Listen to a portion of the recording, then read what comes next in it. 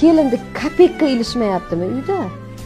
O'sha o'g'ilda ham bir tiyinlik qadri yo'q o'sha uyda. O'g'ilda gapi ham nol, qadri ham nol. Uni birdek ko'rishadi. Sen nima bilarding, o'chira vazina, shunaqa narsa. Hurmati yo'q u uyda.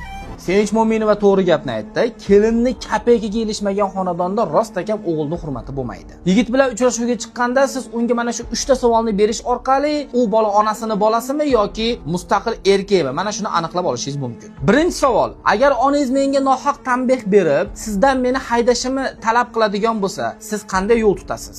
Agar yigit onam nima desalar shu bo'ladi, ona bitta desa, demak, u hali hayotini onasi boshqarayotgan bolakay bo'ladi. U sizni hech qachon himoya qila olmaydi. Ikkinchi savol: to'ydan keyin ichki sirlarimizni, oramizdagi urushlarimizni onangizga aytasizmi? Agar u onamdan yashiradigan sirim yo'q, baribir ular biladilar deb bahona qilsa, bilingki, u uyga ayg'oqchi bo'ladi. 2 kunda sizni butun urug' aymog'iga yomon otliqqa chiqarib bo'ladi. Uchinchi savol: oilada oxirgi qarorni kim qabul qiladi? Sizmi yoki ota-onangizmi? O'sha paytda yigitni yuz tuzilishiga qarang. Agar yigit duduqlanib, ko'pincha onam hal qiladilar desa, demak, u o'z hayoti uchun mas'uliyatni ola olmaydigan boqmanda. O'sha uyda uni ham, sizni ham qadringiz bo'lmaydi. Qizlar, sevgida ko'r bo'lib kelajagingizni kuydirmang. Oilaga emas, bolakayga xotin bo'lishdan qo'rqing.